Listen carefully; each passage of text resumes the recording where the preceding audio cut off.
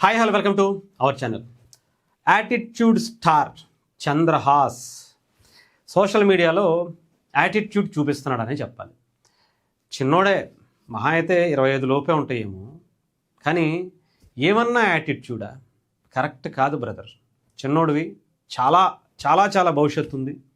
First సినిమాకే నీ attitude ఏంటో బయటపడిపోయింది. సెకండ్ సినిమాకి ఇంకా ఓవర్ యాటిట్యూడ్ కరెక్ట్ కాదు, మంచిది కాదు. ఈ సినిమా ఇండస్ట్రీ చాలా గొప్పది, ఎంతోమందికి అవకాశాలు ఇస్తుంది. కానీ టాలెంట్ ఉంటే డెఫినెట్గా నిన్ను ఆపేవాడు ఎవడో లేడు ఈ దేశంలో. దానికి ఎగ్జాంపుల్ మెగాస్టార్ చిరంజీవి గారి నుంచి విజయ్ దేవరకొండ, నాని, ఎంతోమంది, రవితేజ గారు లాంటి వాళ్ళు ఉన్నారు. అలాంటి వాళ్ళకి అందరికీ కూడా వెయిట్ చేశారు. ఈవెన్ మీ నాన్నగారు కూడా బుల్లితెర మెగాస్టార్గా ఆయన కూడా చాలా కష్టపడి వచ్చారు. అంత ఈజీగా ఆయనకి ఏం సక్సెస్ రాలా. సినిమాల్లో కావచ్చు, సీరియల్స్లో కావచ్చు, క్యారెక్టర్ ఆర్టిస్ట్గా ఎన్నో ఒక లాంగ్ జర్నీ అయింది.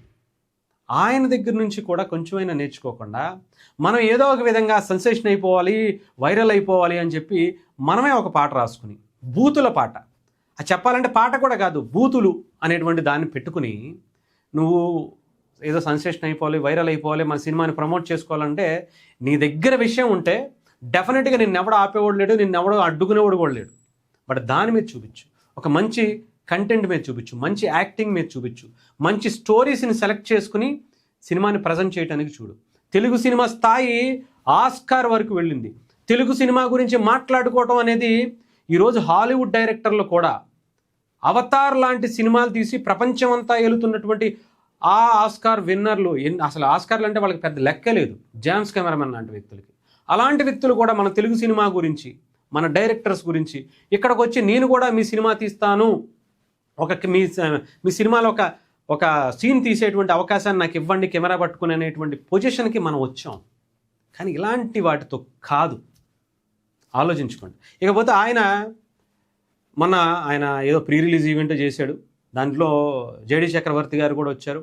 ఆయన కూడా నేను ఎల్లకండి ఉండాల్సింది, ఆ పాట పాడినప్పుడు అయినా సరే లేచి వెళ్ళిపోవాలనిపించింది, ఇది కరెక్ట్ కాదు అని చెప్పి ఆయన కూడా బాధపడినట్టు. ఆఖరికి ఆయన వాళ్ళ నాన్నగారికి చాలా బెస్ట్ ఫ్రెండ్ అని కూడా చెప్తున్నారు. ఆయనే అంత మాట అన్నారు. ఆఖరికి డైరెక్టర్లు కూడా దాని గురించి ఇంత రాద్ధాంతం చేయకండి అది ఇది అని చెప్పేసి వాళ్ళు కూడా బయటకు వచ్చారు అని చెప్పి ఒక వీడియో కూడా రిలీజ్ అయింది. ఇక్కడ ఈ యాటిట్యూడ్ స్టార్కి మాత్రం తగ్గట్లా ఇంకా రెచ్చిపోతున్నాడు.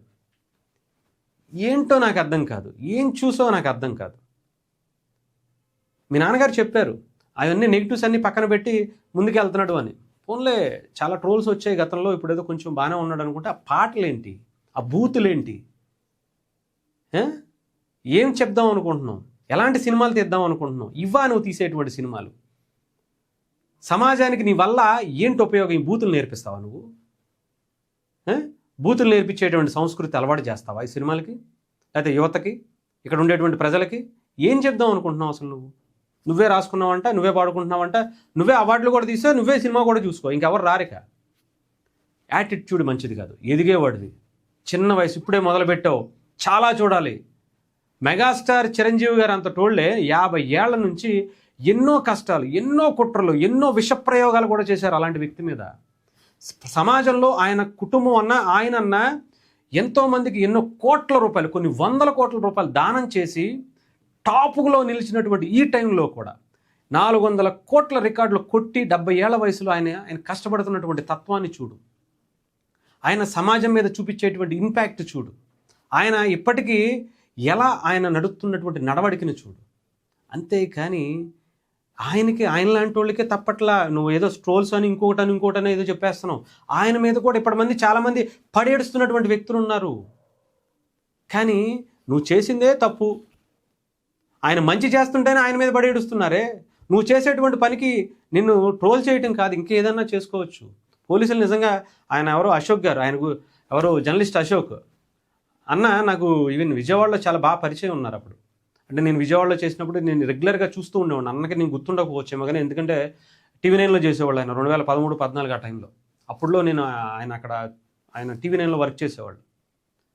ఆయన సమాజం గురించి, ప్రతి విషయం గురించి మాట్లాడుతూ ఉంటారు. ఆయన సొంత పేజ్ ఒకటి పెట్టుకుని, ఇన్స్టాలో కావచ్చు, ట్విట్టర్లో కావచ్చు, ఫేస్బుక్లో కావచ్చు. ఆయన మాట్లాడుతూ ఈయన గురించి నేను ఒక వీడియో చూశాను, ఈయన ఏంటి ఇలా మాట్లాడుతున్నాడు, ఇలాంటి విషయాలు ఏంటి, ఇలాంటి రాసినందుకు ఇలా గు అని చేయాలి, రాసిన వాళ్ళని, తీసిన వాళ్ళని, పాడిన వాళ్ళని అని చెప్పి ఆయన అన్నారు. తప్పులేదు. ఎందుకు? సమాజానికి ఏం చెప్దాం అనుకుంటున్నామని ఆయన ఒక బాధతో, ఇలాంటి వ్యక్తి ఒక బుల్లితెరలో ఒక మెగాస్టార్గా వచ్చి ఆయన వారసుడిగా వస్తున్నటువంటి వ్యక్తి ఇలాంటి సినిమాలు తీయటం ఏంటి అని ఆయన కూడా బాధలో అనుండొచ్చు. ఎంకరేజ్ చేయడం అనేది కరెక్ట్ కాదు కదా. నిన్ను ఎంకరేజ్ చేయాలని, లేకపోతే నీకు సన్మానం చేయాలా, నీకు అవార్డు ఇవ్వాలా చెప్పు. అలాగే చెప్పుకో నువ్వు కూడా. నాకు అవార్డు ఇవ్వాల్సింది పోయి, నాకు సన్మానం చేయాల్సింది పోయి అని అంటావంటే మేము కూడా దానికి తగ్గట్టుగానే ఇస్తాం. అవార్డులు ఇస్తాం, రివార్డులు కూడా ఇస్తాం. మళ్ళీ తిరిగి ఆయన్ని ఆ మాట అన్నందుకు నువ్వు 24 గంటల్లో నాకు క్షమాపణ చెప్పకపోతే నీ అంతు చూస్తానంటే ఏం చేసుకుంటావో చేసుకో. మేము కూడా బోల్డ్ మంది ఉంటాం. జర్నలిస్టుల జోలికి రావద్దు. అది కూడా నువ్వు చేస్తున్నటువంటి చెడ్డ పనిని ప్రశ్నించినందుకు, చెడ్డదారిలో వెళుతున్నందుకు దాన్ని ప్రశ్నించినందుకు నువ్వు ఆయన మీద కోపం పెంచుకుంటావా? ఆయన కొంచెం గట్టిగా మాట్లాడి ఉన్నందుచేమో, అన్న ఇలాంటి చేయలేనన్నా, ఇంక వద్దులే అన్న, నేను విరమించుకుంటాను, సాంగ్ని పెట్టుకోను అని చెప్పి చెప్పుకోవాలి. నేను ఏదో ప్రయోగం చేశాను, కొంచెం వైరల్ అవ్వాలనేటువంటి ప్రయత్నం చేశాను, నాకు దొరకలేదు వేరేది ఏది కూడా, నా దాంట్లో వేరే నా దగ్గర విషయం లేదు, అందుకే ఇలా ట్రై చేస్తున్నానని చెప్పుకో. ట్రై చేస్తారు.